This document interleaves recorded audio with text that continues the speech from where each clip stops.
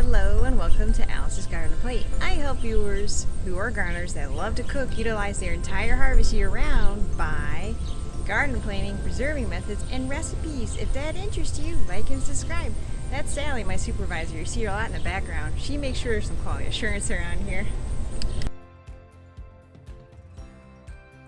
In today's episode, I'm going to be talking about topping off your indeterminate tomato plants and why it's very important.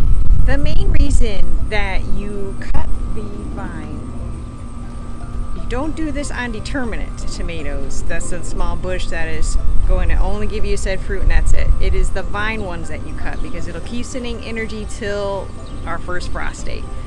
My first frost date being in 6B is October 17th. It is the estimated predicted date. The reason is I want the energy to transfer down into the tomatoes that are already there, and that way I can harvest.